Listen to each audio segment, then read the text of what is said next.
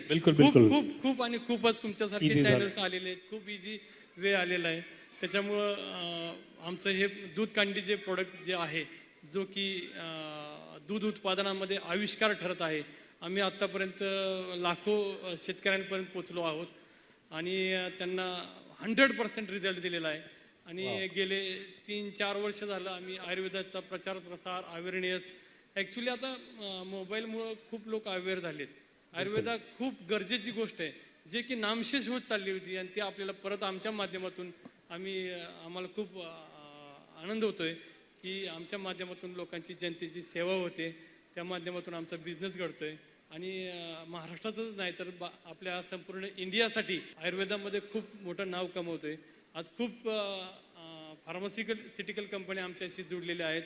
त्यांना जे material actually जंगलतोडीमुळं जे मटेरियल अवेलेबल होत नाही, की जे की बऱ्याचशा रोगांमध्ये उपयोगाला येत असतात. काही जडीबुटी अशा आहेत की त्या नामशेष झालेल्या आहेत.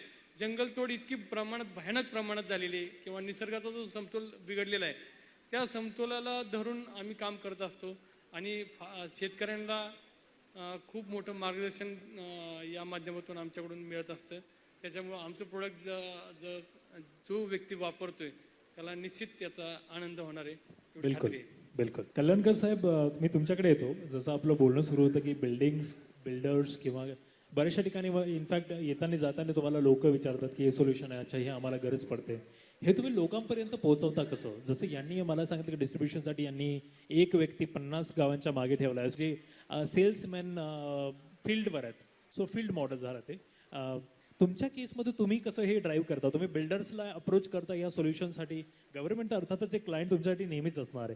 डिझास्टर आलं म्हणजे ते सर्वात आधी लोकल कंपनीजला अप्रोच करतात, लोकल QRT जे असतात, क्विक रिस्पॉन्स टीम्स, त्यांना अप्रोच करतात. सो तुमच्या केसमध्ये तुम्ही कसं कस्टमरपर्यंत पोहोचता किंवा तुमची मार्केटिंग कशी चालते? कारण तुमच्या केसमध्ये थोडंसं टेक्निकल सोल्युशन हा प्रत्येकजण समजू शकत नाही. त्याला कदाचित तसेच कस्टमर शोधावे लागतील जे ह्या सोल्युशनला समजू शकतात, खरेदी करू शकतात, त्याची कॉस्ट असेल. सो तुम्ही कसं पोहोचता आणि मग पुढच्या 4-5 वर्षाचं तुमचं काय धोरण आहे किंवा काय पॉलिसी आहे, काय प्लॅन आहे तुमच्या बिझनेस घेऊन?